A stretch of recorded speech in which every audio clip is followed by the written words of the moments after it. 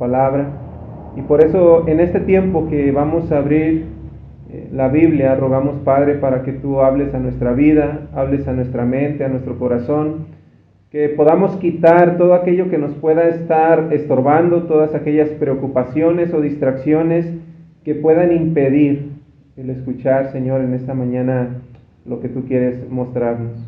Dejamos este tiempo en tus manos, sabiendo que tú estás aquí, Señor, como cantábamos hace un momento.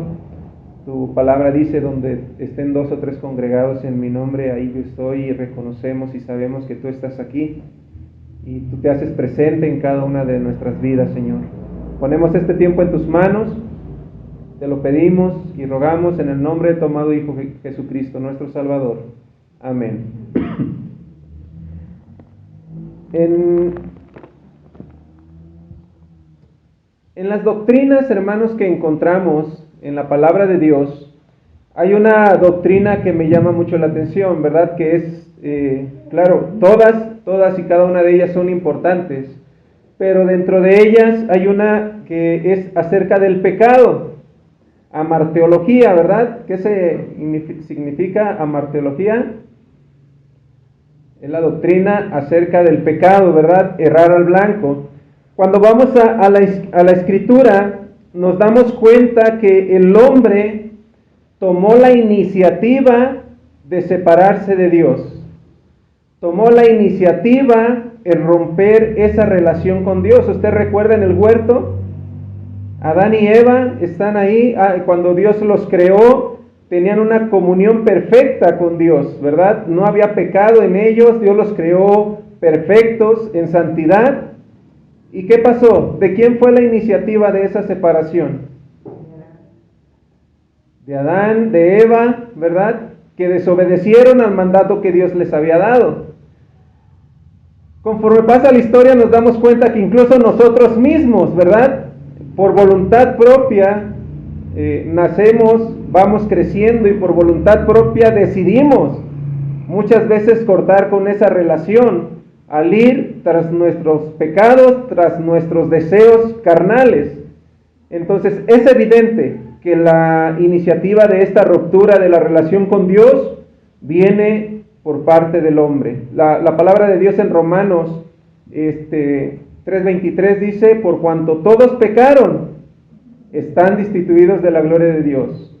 Y la paga en Romanos 6:23, la paga del pecado es muerte, mas la dádiva de Dios es vida eterna en Cristo Jesús, Señor nuestro. Entonces, al ver esta condición, hace un momento también en la escuela dominical veíamos en Romanos capítulo 3, verso 10, ¿verdad? Donde habla acerca del hombre que dice, no hay quien busque a Dios, ¿verdad? No hay justo, no hay ni siquiera uno. Entonces, con esta problemática, hermanos, en mente, ¿qué cree que el ser humano podía hacer para salvarse de esa condenación eterna? ¿Cree que el ser humano hubiera podido, por sus propias fuerzas, volver a reencontrarse con Dios, volver a esa relación que se había rompido con Dios? No, ¿verdad? Porque el hombre va tras sus caminos. Dice la Biblia que el corazón del hombre está de continuo solamente al mal. Por lo tanto, no había manera de que nosotros pudiéramos regresar a Dios por nuestra propia cuenta. Por lo tanto, hermanos, es evidente que la iniciativa de la reconciliación solo podía venir por parte de Dios. Es evidente que la iniciativa de reconciliación solo puede venir de parte de Dios. Hace unas semanas ustedes lo veían en Efesios capítulo 2, verso 8. Por gracia somos salvos por medio de la fe. Y esto no es de nosotros, es un regalo de Dios, no por obras para que nadie se gloríe, ¿verdad? Romanos 6:23, donde habla acerca de la paga del pecado es muerte, dice, mas la dádiva de Dios, es decir, el regalo de Dios, es vida eterna en Cristo Jesús, Señor nuestro. Hermanos, entonces, el remedio de Dios para este caos, que es el pecado, fue la salvación. Y la salvación, hermanos, surge o es iniciativa. Dios toma la iniciativa de salvar al ser humano. Vamos a nuestras Biblias, vamos a ver en esta mañana varios textos, ¿verdad? Vamos a estar usando la Biblia. Primera carta a los Corintios, capítulo 1. Primera carta a los Corintios, capítulo 1.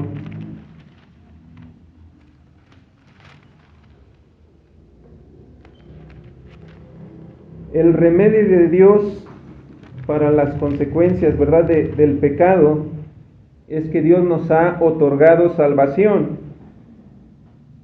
Primera carta a los Corintios, capítulo 1, verso 21, dice la Escritura: pues ya que la sabiduría de Dios, el mundo no conocía a Dios mediante la sabiduría, agradó a Dios salvar a los creyentes por la locura de la predicación. Es decir, hermanos, que el hombre, por más sabio que pudiera ser, no alcanzaría a entender o alcanzar esa salvación que solamente viene de parte de Dios. Por más sabio que llegara a ser, por su propia voluntad, no alcanzaría a conocer a Dios. Por eso dice aquí la Escritura: pues ya que en la sabiduría de Dios el mundo no conoció a Dios, mediante la sabiduría agradó a Dios salvar a los creyentes. Dice ahí, por la locura de la predicación. Porque incluso hasta las personas más sabias, ¿qué dicen acerca del cristianismo? Es una locura. ¿Cómo puede ser, verdad, que así la salvación sea algo tan fácil, le llaman ellos? ¿Cómo es que la salvación así, nada más creer en Jesús y ya eres salvo? Para ellos se les hace como algo sin sentido, pero es lo que Dios utilizó. Y sabemos que no fue algo fácil, ¿verdad? Cuando vemos todo lo que requería el plan de salvación, el que solamente Dios pudiera efectuar esa redención del ser humano. Por eso Cristo vino a tomar forma de hombre, hecha semejante a los hombres. Dice la palabra de Dios, para podernos redimir, ¿verdad? Para poder perdonar nuestros pecados. Entonces, la salvación, hermanos, nace de parte de Dios y agradó a Dios salvar a los creyentes. Romanos capítulo 5, vaya conmigo a Romanos, vamos a ver otro texto. Romanos capítulo 5.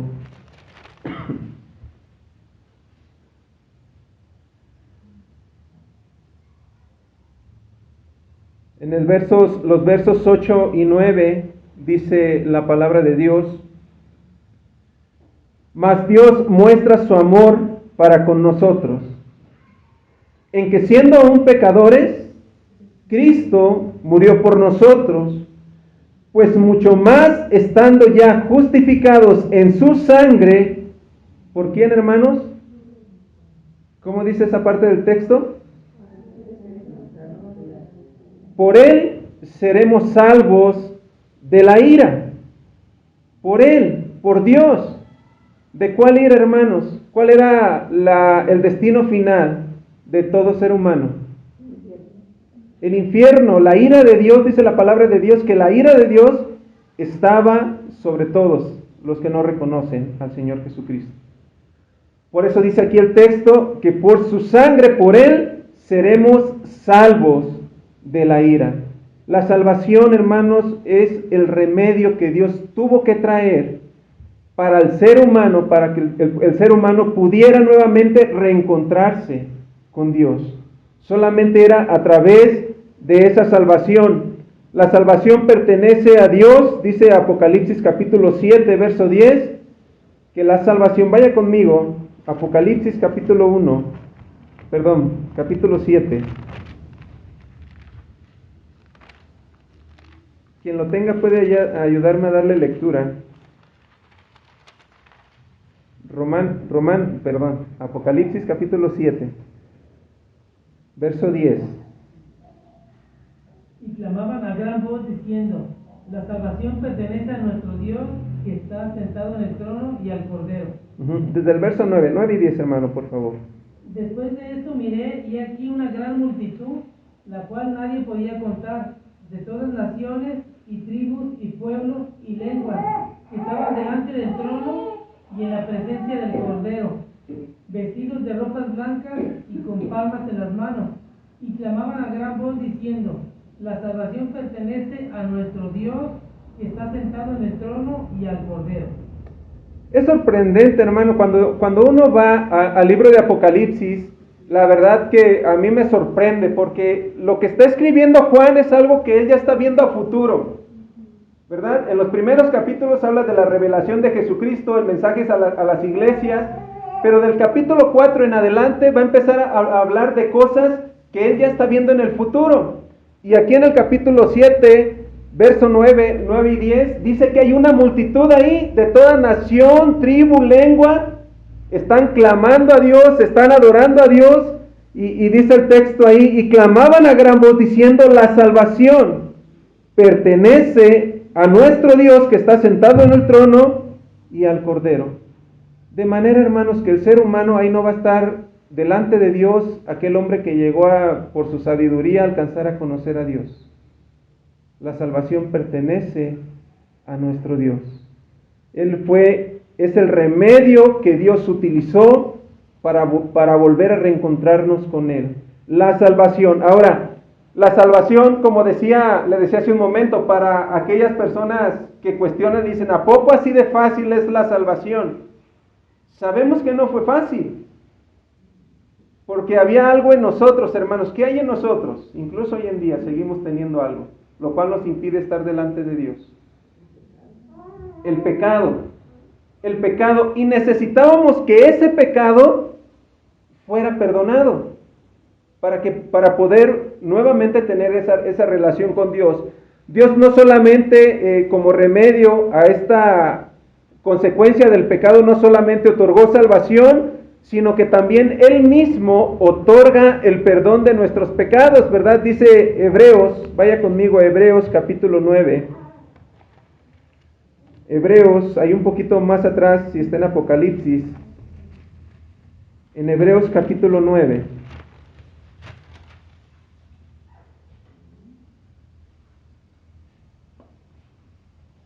Versículos 22 en adelante dice la palabra de Dios. Dice: y casi todo es purificado según la ley con sangre, y sin derramamiento de sangre no se hace remisión, es decir, no se hace perdón. Fue pues necesario que las figuras de las cosas celestiales fuesen purificadas así, por las cosas celestiales mismas, con mejores sacrificios que estos, porque no entró Cristo en el santuario hecho de mano, figura del verdadero, sino en el cielo mismo, para presentarse ahora por nosotros ante Dios, y no para ofrecerse muchas veces como entra el sumo sacerdote en el lugar santísimo cada año con sangre ajena. De otra manera le hubiera sido necesario padecer muchas veces desde el principio del mundo. Pero ahora, en la consumación de los siglos, se presentó una sola vez para siempre, para el sacrificio de sí mismo, para quitar de en medio, ¿qué, hermanos? El pecado. Y de la manera que está establecido para los hombres que mueran una sola vez y después de esto el juicio, así también Cristo fue ofrecido una sola vez para llevar los pecados de muchos, y aparecerá por segunda vez sin relación con el pecado para salvar a los que le esperan. Es decir, hermanos, Cristo, el sacrificio de Cristo que Dios proveyó, porque Dios envió a su Hijo Jesucristo a morir en una cruz, el propósito era para que fueran perdonados nuestros pecados por medio de ese sacrificio. Y dice, al principio leíamos: sin derramamiento de sangre no hay remisión, no hay pecados. Fue necesario que Cristo viniera, derramara su sangre para que nosotros pudiéramos ser perdonados. Ve cómo la iniciativa por la reconciliación nuevamente con Dios, de Dios con el ser humano, nace, o Dios toma la iniciativa, otorga salvación, otorga perdón de pecados. Dice también ahí Colosenses, vaya un poco más atrás conmigo, Colosenses capítulo 2, verso 13. Quien lo tenga puede ayudarme, por favor, a darle lectura. Colosenses capítulo 2, verso 13. Y a vosotros, estando muertos en pecados y en la incircuncisión de vuestra carne, os dio vida juntamente con él, desercionándonos todos los pecados. Perdonándoos todos los pecados. Y dice ahí, y estando vosotros muertos en pecado y en la incircuncisión de vuestra carne, os dio vida juntamente con él, perdonándonos todos los pecados. Hermanos, el escritor, el apóstol Pablo, habla de la condición del ser humano en su estado natural. Estábamos muertos. Un muerto incluso cuando uno va, no físicamente, ¿verdad? Yo no estaba muerto, pero espiritualmente estaba muerto, separado de Dios. Y un muerto, hermano, no puede escuchar la voz, ¿verdad? Una voz, alguien que está muerto. Dios nos da vida espiritualmente para que nosotros podamos escuchar su voz. Por eso dice la palabra de Dios que el Espíritu Santo es quien nos convence de pecado, de justicia y de juicio. Es el Espíritu Santo, porque nosotros mismos no pudiéramos llegar a reconocer nuestro pecado. Es a través de la obra del Espíritu Santo. Y fue necesario, hermanos, que Dios nos otorgara el perdón. Nosotros, estando muertos, dice aquí el texto, Él nos dio vida juntamente con Cristo. Él es el que ha perdonado nuestros pecados. No solamente nos dio salvación, no solamente proveyó de ese sacrificio, sino que también nos ha perdonado nuestros pecados. Debido a esto, nosotros tenemos una posición especial con Dios. Tenemos una posición que Dios nos ha otorgado también. Nosotros no nos la merecemos, nosotros no la ganamos por nuestros actos. Fue algo que Dios también nos dio a nosotros sin nosotros hacer nada. Y eso tiene que ver con la justificación. Romanos capítulo 5, verso 1, un poquito más atrás, que está ahí en Colosenses.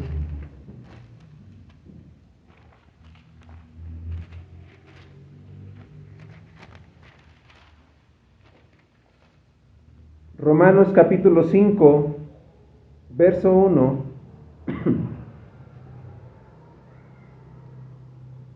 Dice la palabra de Dios: justificados, pues, por la fe, tenemos paz para con Dios, por medio de nuestro Señor Jesucristo. A veces lo leemos, hermanos, estos textos, y nos parecen como muy simples, cuando no alcanzamos a entender la complejidad de esto. Porque dice ahí, tenemos paz para con Dios. Como le decía hace un momento, la ira de Dios estaba sobre nosotros. Y quiere entender un poquito lo que significa la ira de Dios, pues vaya al Antiguo Testamento, cuando Dios ejecutaba juicio sobre las naciones. ¿Cómo quedaban las naciones? Vaya a Apocalipsis, cuando las copas se derramen, cuando los juicios de Dios se derramen, las implicaciones que tiene todo esto. Dice que los hombres en Apocalipsis desearán, ¿verdad?, que las montañas les caigan encima, desearán morir, y la muerte huirá de ellos, porque la ira de Dios está sobre ellos. Hermanos, cuando dice aquí la Escritura, justificados pues por la fe, tenemos paz para con Dios, es grandioso el saber esto. El que no hay un juicio que nos pueda afectar a nosotros, porque nosotros ya hemos sido justificados, hemos sido declarados justos delante de Dios, ¿verdad? Eso dice Romanos, ahí mismo en Romanos capítulo 3, verso 24, dice: siendo justificados gratuitamente por su gracia mediante la redención que es en Cristo Jesús, a quien Dios puso como propiciación por medio de la fe en su sangre, para manifestar su justicia a causa de haber pasado por alto en su paciencia los pecados pasados. Es decir, hermanos, tú y yo hemos sido declarados justos delante de Dios. ¿No es maravilloso esto, el saberlo? Que el día de mañana, el día que tú estés delante de Dios, tú vas a tener un veredicto favorable, ¿verdad?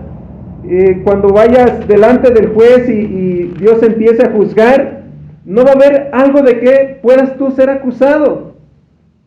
Porque ese juicio que tendría que ir sobre ti, sobre cada uno de nosotros por nuestros pecados, fueron sobre Cristo, en su totalidad, completamente. Ya no hay condenación, dice la Escritura, ¿verdad? Para los que están en Cristo Jesús.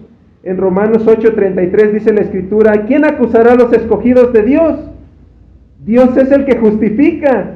¿Quién es el que condenará? Cristo es el que murió, más aún el que también resucitó, el que además está a la diestra de Dios, el que también intercede por nosotros. ¿Quién nos separará del amor de Cristo? Y ahí hay muchas cosas, ¿verdad? Tribulación, angustia, muchas cosas. Y dice, antes, en todas estas cosas somos más que vencedores, no por mis fuerzas, no por mi sabiduría, no porque yo soy o trato de ser perfecto, sino por medio de aquel que nos amó. Dios, hermanos, nos ha otorgado el remedio de Dios para esta consecuencia del pecado del ser humano. Dios tomó la iniciativa en salvarnos. Dios tomó la iniciativa en perdonarnos y proveyó de ese sacrificio perfecto. No solamente eso, sino que Dios nos ha dado una posición especial. Nosotros, dice la Escritura, estamos sentados en los lugares celestiales con Cristo. Aunque ahorita estamos aquí sentados, ¿verdad? Aquí en la iglesia, nuestra posición futura, lo leíamos en Apocalipsis, la multitud que está alabando y adorando el nombre de Dios. Esa es nuestra posición. Aunque ahorita estemos aquí, espiritualmente nuestra posición está en Cristo Jesús. Usted, hermano, tiene un veredicto favorable delante de Dios por lo que Cristo hizo en la cruz. Por haber creído y aceptado, ¿verdad? Cuando Dios nos habló a través del Espíritu Santo y haber aceptado esa salvación que Cristo nos da, usted tiene esa justificación. Usted tiene esa posición delante de Dios. Ahora, hay algo, hermanos, que es real en cada una de nuestras vidas. Que aunque sabemos que Dios nos ha salvado, que aunque sabemos que Dios ha perdonado nuestros pecados por medio del sacrificio de nuestro Señor Jesucristo, que Dios nos ha declarado justos delante de Él también por el sacrificio y el derramamiento de sangre de nuestro Señor Jesucristo, hay algo que es real en nuestra vida. Seguimos pecando. ¿O alguien de aquí ya no peca? Para mandarle a hacer aquí un michito, no se cree. No, ¿verdad, hermanos? Tenemos una naturaleza pecaminosa. La realidad de los creyentes es que seguimos pecando. Incluso el apóstol Pablo, en una de sus cartas, dice: miserable de mí, ¿quién me podrá librar de este cuerpo de muerte? ¿Verdad? Lo que quiero hacer, o sea, los mandatos de Dios, lo que Dios me manda en su palabra, eso yo quiero hacer, dice, pero no lo hago. Y lo que no quiero hacer, es ir en contra de Dios y de sus preceptos, eso es lo que hago. ¿No le pasa a usted eso mismo? Que a veces, ¿verdad? Queremos, Señor, perdóname, ¿verdad? Y queremos seguir su palabra, seguir obedientes a sus mandatos, y cuando menos acordamos, ya otra vez, Señor, perdóname, ¿verdad? Y acaba de pasar y otra, perdóname. Es una realidad de nuestras vidas. Pero aún eso, hermanos, no quita nuestra posición con Dios. Porque Dios ya no nos ve directamente a nosotros, ¿verdad?, con nuestro pecado, sino que nos ve a través de su Hijo Jesucristo. Por eso, incluso aún hasta en eso, hermanos, porque Dios dice que el propósito de Dios o el anhelo de Dios es nuestra santificación. Es que seamos santos, no solamente nuestra posición, porque nuestra posición, ¿cómo nos ve Dios? Santos y sin mancha, ¿verdad? Pero nuestra condición, seguimos pecando, y por eso Dios dice que el anhelo de Dios es nuestra santificación, que seamos santos. Por eso, hermanos, incluso Dios también ha provisto de la confesión. ¿Qué dice la palabra de Dios en primero de Juan? Capítulo 1, verso 9.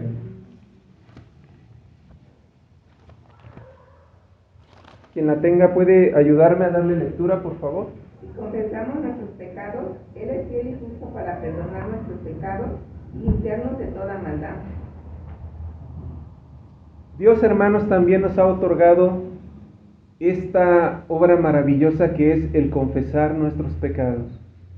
Y dice la Escritura, si nosotros confesamos nuestros pecados para vivir en santidad, ¿verdad? Pues ese es el propósito, hermanos, de nosotros estar confesando nuestros pecados, ¿verdad? Para llevar una vida en santidad, darnos cuenta de lo que no agrada a Dios, pedir perdón por ello, dejar de hacer eso y empezar a caminar con Dios.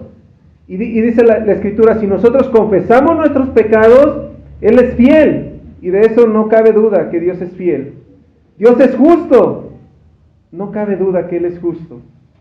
Y que Él nos va a perdonar nuestros pecados si los confesamos. Dice ahí, Él es fiel y justo para perdonarnos y limpiarnos de toda maldad. ¿Sabe qué pasa al creyente cuando anda en pecado y no confiesa su pecado? Se apaga el espíritu, se empieza dice no contristáis al Espíritu Santo, ahora se empieza a contristar, entristecer. ¿Qué más sucede con el creyente que no confiesa su pecado? Aquí en nuestra condición, ¿verdad? Empezamos a alejarnos de Dios, esa relación que Dios, por la cual Dios ha provisto de cada una de estas cosas y que Dios quiere que estemos en comunión con Él, comienza a haber esa separación. ¿Recuerda Adán y Eva qué hicieron cuando pecaron? Buscaron a Dios. ¡Dios! Nos equivocamos, ¿verdad? La serpiente nos engañó. O sea, fue lo que dijeron, pero cuando Dios fue a buscarlos, a ver dónde están, ¿qué fue lo que pasó? Tuvimos miedo, nos escondimos. Tuvimos, ¿qué dice? Vergüenza. Hermanos, el creyente que anda en pecado y no confiesa su pecado, ¿a poco no siente vergüenza? Hay un relato muy conocido en los Salmos, ¿verdad? La historia de David. ¿Recuerda a David? ¿Qué fue lo que él hizo? ¿Qué hizo, hermanos? Adulteró. Deseó la mujer primero, ¿verdad? Deseó la mujer de su prójimo, que no debió haber deseado. Después adulteró con ella. ¿Qué más hizo? Asesinó al esposo de Betsabé. Y el mismo David no confesó su pecado. Y hay un salmo que habla acerca de su confesión. ¿Recuerda ese salmo? Salmo capítulo 32, vaya conmigo, por favor. El creyente que no confiesa su pecado, el que verdaderamente es creyente, ¿verdad, hermanos? Porque si no se inmuta ante ir en contra de lo que Dios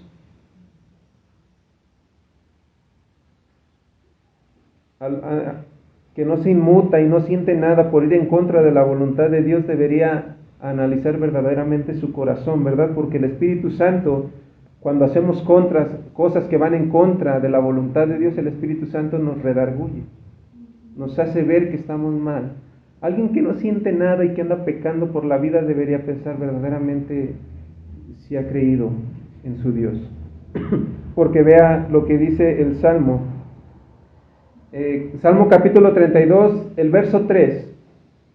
Dice David, mientras callé, y está hablando de ese acto, se envejecieron mis huesos en mi gemir todo el día, porque de día y de noche se agravó sobre mí tu mano, se volvió mi verdor en sequedades de verano.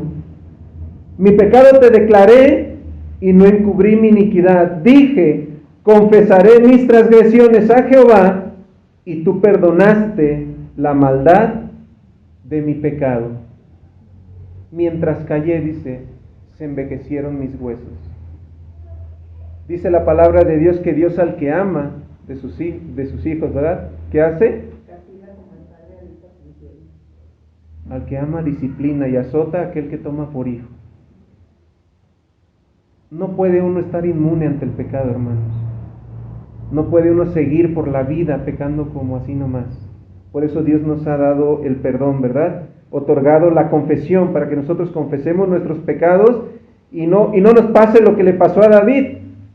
Dice ahí, mientras callé, se envejecieron mis huesos y mi gemir todo el día. ¿No se siente así cuando peca en contra de Dios? Señor, perdóname. Perdóname por esto que acabo de hacer. Y dice algo que leíamos cuando habla acerca de la confesión, dice el verso 5, mi pecado te declaré y no encubrí mi iniquidad. O sea, hubo confesión, lo que estábamos viendo en primera de Juan. Dije, confesaré mis transgresiones a Jehová, y tú perdonaste la maldad de mi pecado. Él es fiel y justo para perdonarnos y limpiarnos, librarnos de toda maldad. Hay un proverbio que me llama mucho la atención, porque sabe, a veces nosotros, hermanos, no sé si a usted le ha pasado, pero a veces hay pecados que son muy recurrentes. No llegamos al grado de decir, bueno, es que no soy un asesino, o bueno, es que no soy, a veces pecados que para nosotros pudieran ser como muy exagerados. Pero de pronto hay pecados que son muy recurrentes en nuestra vida, que pecamos, perdóname Dios, ¿verdad? Ya no lo vuelvo a hacer, y al siguiente, y otra vez, y pecamos, y perdóname Dios, ahora sí ya no lo voy a volver a hacer, y otra vez, y otra vez, y otra vez, y aunque los estamos confesando y Dios perdona nuestros pecados, hay un proverbio que me llama mucho la atención. Yo recuerdo cuando estaba joven, y no hace mucho, no hace unos días, pero yo conocí al Señor más o menos como a la edad de unos 10 años, 11 años más o menos. Conforme fui creciendo, ¿verdad? Y no mucho, pasaron, no sé, a los 14 años, 15 años, empecé con amistades no tan buenas. Yo ya conocía del Señor, pero comencé a separarme de las cosas de Dios. Dejé de ir a la iglesia, dejé de ir a los jóvenes y comencé a tener otras actividades con otras personas. Y sabe, yo en las noches recuerdo perfectamente que llegaba a mi casa con copas encima y con otras cosas y sentía ese dolor en mi corazón de que le había fallado a Dios. Y sabe, esa noche lloraba, perdóname Dios, no lo voy a volver a hacer. ¿Sabe qué pasaba la siguiente semana? Otra vez. Y perdóname Dios, no lo voy a volver a hacer. ¿Y sabe qué pasaba la siguiente semana? Y era una constante. Y le digo algo, yo sé que Dios perdona nuestros pecados porque Él es fiel y justo y Él los perdona. Pero hay algo que me llamó mucho la atención en Proverbios capítulo 28, verso 13. Proverbios capítulo 28, verso 13.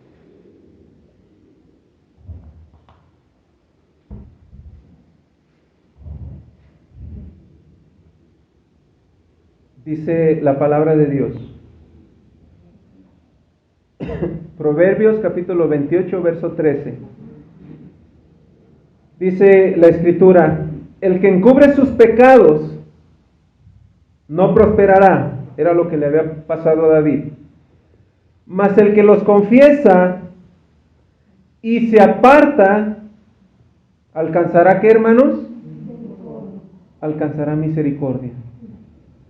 El que encubre su pecado no prosperará, mas el que los confiesa, dice ahí, y se aparta, alcanzará misericordia.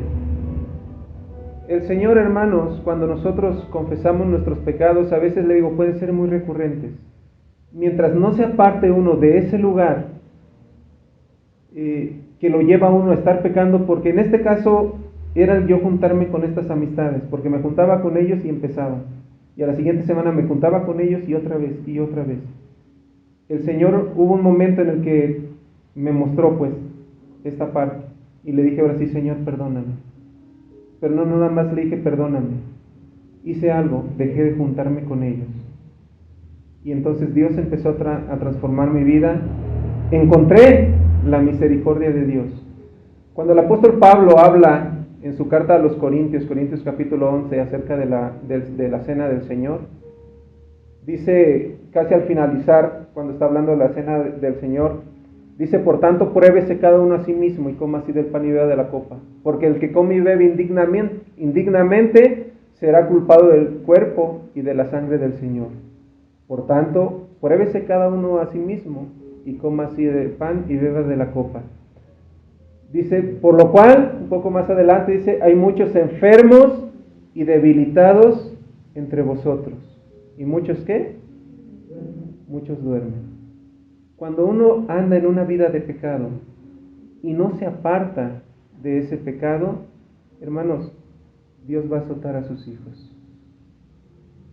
Dice el apóstol Pablo, muchos han muerto debido a su desobediencia. Si usted lee también en los primeros capítulos, no sé si es el 5 o el 7 de la carta, había un joven que tenía a la mujer, ¿verdad?, de su padrastro, y andaba en pecado y no quería dejar ese pecado, y dice el apóstol Pablo, entréguenlo, o sea, expúlsenlo de la iglesia, si no entiende, ténganle como gentil y publicano, para que su vida muera y su espíritu sea salvo en el día del Señor. Dios ha otorgado la salvación para que no pase eso. Dios ha otorgado la confesión, para que no lleguemos a ese extremo, para que confesemos nuestros pecados, para que nos apartemos del mal. El remedio de Dios, hermanos, para el pecado, Dios ha otorgado salvación, Dios ha otorgado perdón, Dios ha otorgado esa justificación delante de Él. A nosotros nos toca confesar nuestros pecados y apartarnos del mal, para nuevamente poder tener esa relación que Dios quiere tener con sus hijos. Dios ha tomado la iniciativa y Dios seguirá, hermanos, tomando la iniciativa en buscarle. Dice el Señor Jesús antes de partir de aquí, yo estoy con vosotros todos los días hasta el fin del mundo. Y esta promesa de parte de Jesús no está condicionada. No, si ve, ahí no hay una condición. Si ustedes se portan bien, yo voy a estar con ustedes todos los días. Yo estoy con vosotros todos los días. Dios quiere, hermanos, que vivamos en santidad. Él ya hizo todo por nosotros. Nosotros confesemos también nuestros pecados, vivamos en esta relación en la cual Dios quiere que vivamos con Él. Que el Señor les bendiga, hermanos.